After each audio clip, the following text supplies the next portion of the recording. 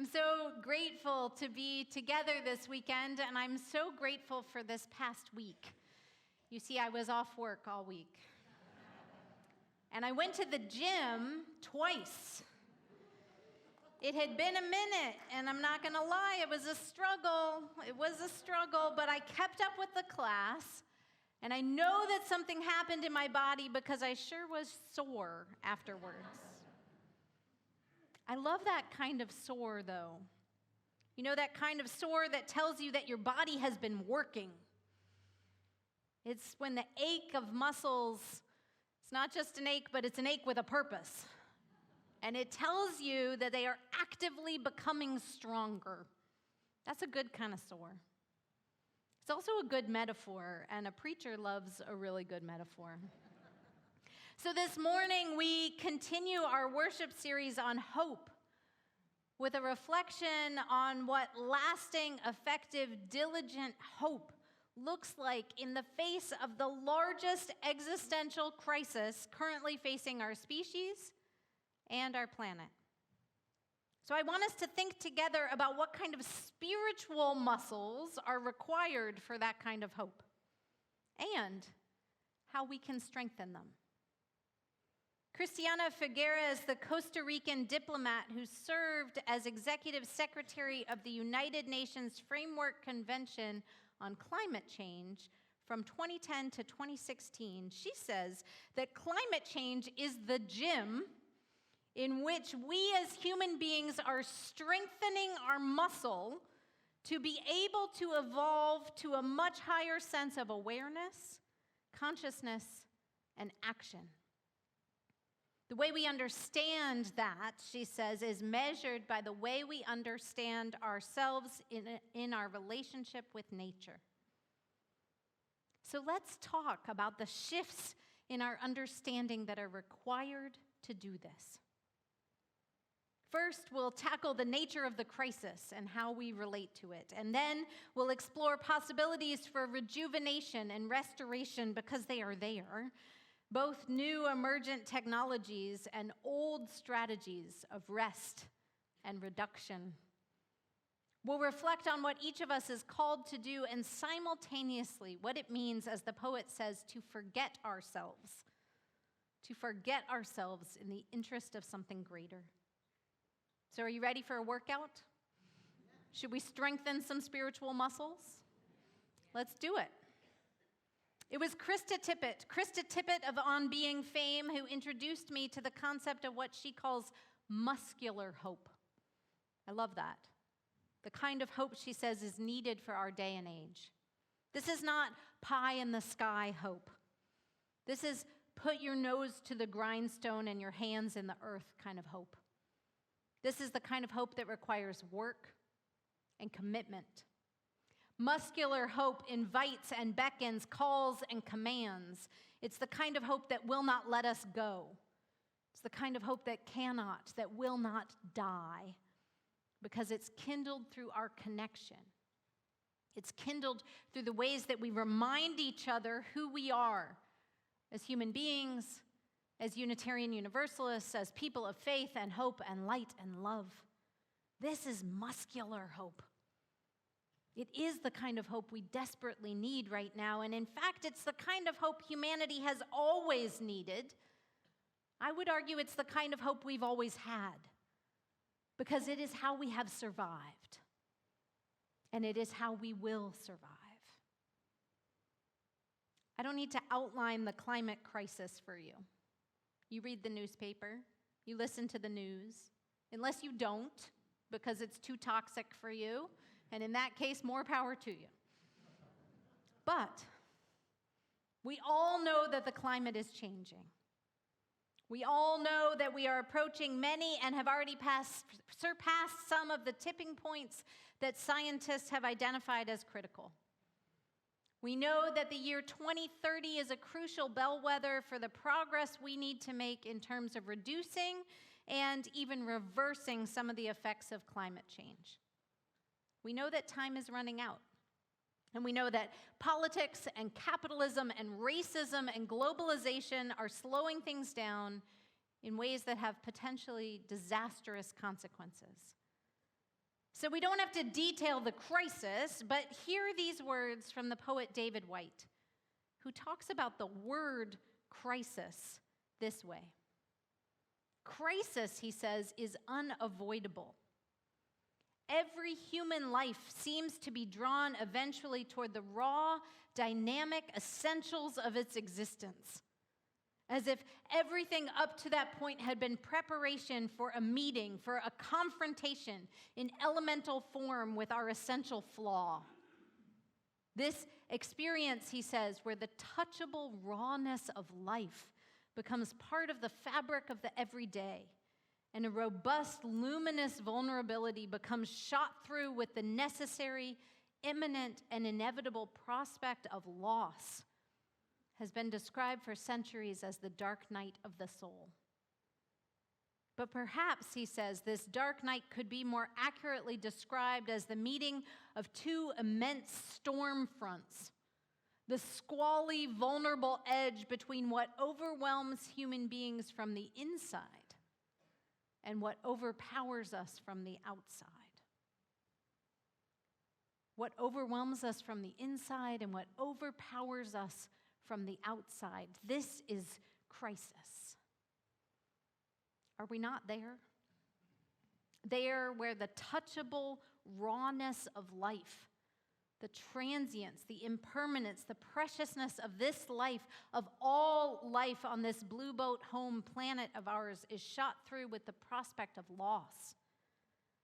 We could lose it all. Crisis, indeed.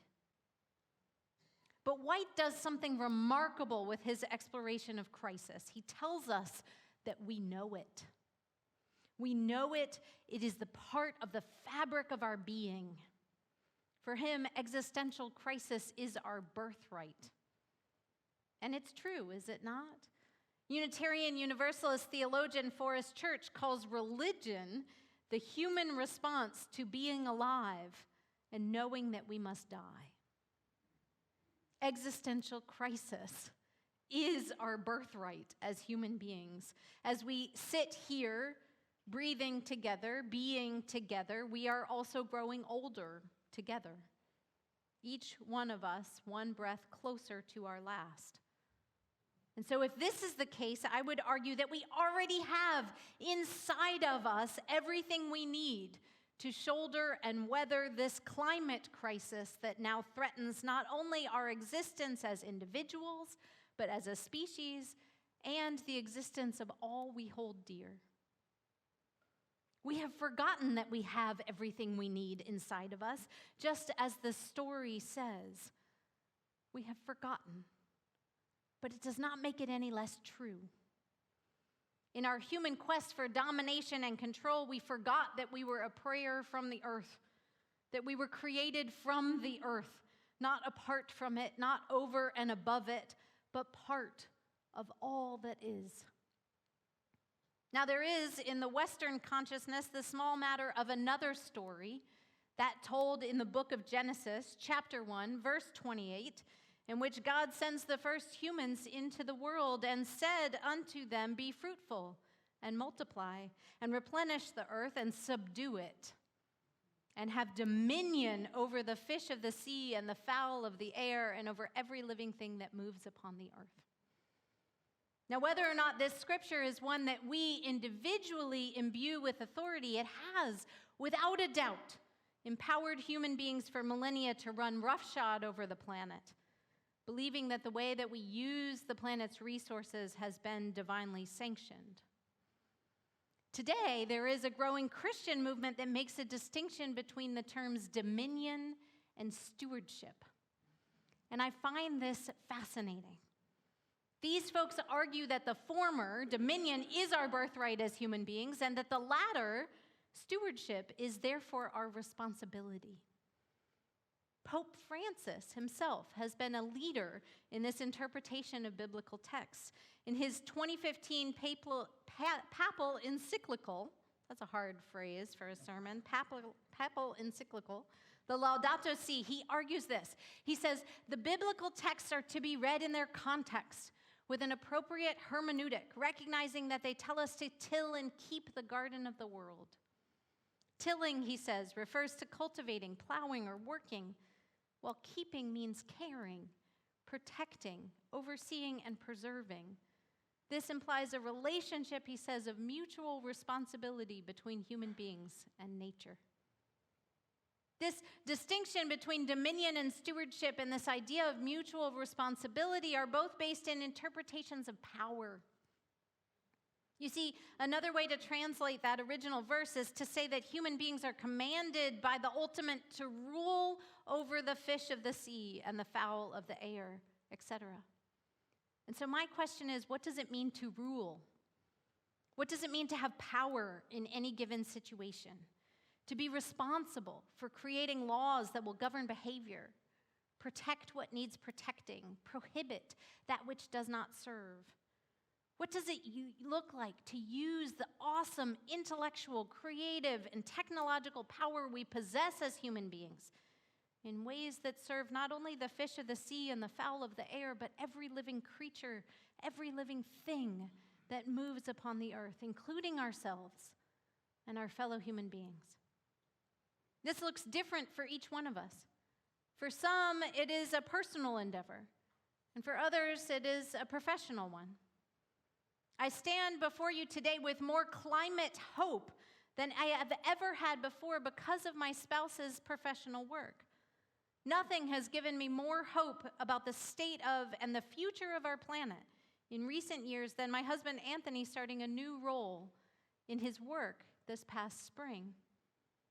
The more I have learned about the emerging climate technologies that Anthony is researching, funding, and helping to scale up, the more I have faith in the profound possibilities of human ingenuity. He works with companies who are developing technology to capture carbon from the air, to capture carbon from building emissions, from the oceans, to sequester it, or to place it in new building materials. These technologies are remarkable, and more of them are being developed every day. The truth is, we have everything we need to solve this problem. We simply have to prioritize the use of our power differently. Now, it is important to recognize here that we are, whether we want to admit it or not, we are the beneficiaries of the fossil fuel era. That the technological advancements that make the next era possible have been developed because of the progress that the last era has enabled. And that we here, each of us has become accustomed to the energy-rich technologies of food procurement and healthcare and resource consumption that fossil fuels have made possible. I suggest, though, that we let go of our guilt around this reality. Let's let it go and move on. Christiana Figueres says, let's be thankful, stay with me, let's be thankful to the oil and gas industry that powered at least half of the world and gave creature comforts to half of the world in the past century. She says, thank you for that. And now, my dear oil and gas industry, you are facing your expiration date, she says. Because we no longer need you. We now have much better technologies that can actually power the whole world, not just half. But the climate challenge requires not only the prioritization of these new technologies, not only research and development, not only private sector investment, it also demands political and social action, rigorous political and social action. It also requires us to look to the ingenuity and the efficiency of indigenous communities and developing economies that achieve lower environmental impact in creative ways by being more conscious about consumption and about necessity. What is it that we need, really need? The crisis we face now requires systemic change that can only be achieved through a collective call and collective commitment. And this work is energizing, but it is also exhausting. It requires profound strength and resilience on behalf of each of us. And the good news is that we have everything we need to access these things too. A huge portion of this work is reprioritization on a personal level. So we begin by acknowledging that each of us here swims in the sea of capitalism-fueled consumption. We are members of what is known as the developed world. We swim in that sea. But what if we stepped out of the water? What if, even for one day a week, we were to radically reduce our consumption by rediscovering an ancient practice, that of rest? In his book, The Ruthless Elimination of Hurry, which I am currently reading, the author John Mark Comer argues that a weekly Sabbath is both a practice of revolutionary resource conservation, think about it, and an act of rebellion, he says, against our greed-driven capitalist culture that is fueled in large part by a modern-day slave trade. We live in a culture of more, he says. And globalism and capitalism have made slaves of both rich and poor. One thing I can do, he says, is to do nothing for one day a week. Symbolically, at the very least, allowing slaves to rest for a day. By practicing Sabbath, he says, we can play a small part in justice for the world. Now, I am a UU, born and bred, who loves her Bible. And so I love that this strategy is also biblical. Because if we go back to that original Genesis text, the second chapter begins with a big old cosmic nap. Thus the heavens and the earth were finished, and on the seventh day God ended God's work and rested. Let's pause for a minute here. Again, whether or not this scripture is your holy text, let's just take in the radical nature of the statement, God rested. If we define God as the biggest, the most grandiose, and most powerful force in the universe that our limited human consciousness can conceive, and if we bring this notion to the forefront that this creative force that brought into being all that we know, in the biblical story it happened in 6 days. In the story science tells us it happened in one fell swoop, in a big bang. It happened really quickly regardless, but if we have the notion that this creative force stopped after all that work of creation for just a moment to rest, that's something. And you know what it tells me? It tells me that it is okay, it is more than okay, it is crucial for us also to forget ourselves for a moment in the purpose and the unchanging permanence of the universe. We can rest too. And we have to. Because we must do the inner work of keeping hope alive.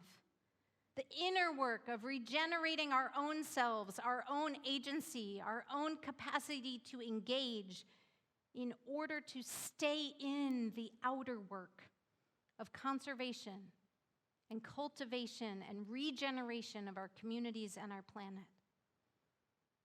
We cannot despair. We cannot let the inner or the outer crisis overwhelm us. And so let us take solace in the fact that we have everything we need to solve this problem. Beyond solving it, to reimagine it, to create new technologies that we cannot even envision yet, and to rediscover age-old ways of being that both reduce our footprint on the earth, consider our fellow human beings, and increase our own quality of life.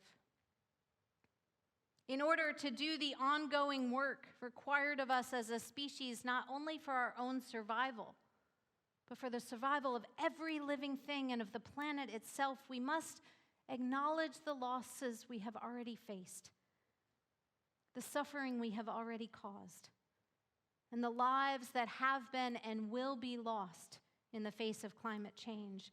We have to grieve. And solace comes not in the place of that grief, but in the midst of it. We know what it means to be alive and to know that we must die. We know what it is to face loss as the unbearable pain of being human. It is pain that each of us must bear. And we also know what it is to hope in the face of that grief. We know what it is to hold on, to grip, and to grasp, and to build spiritual muscles.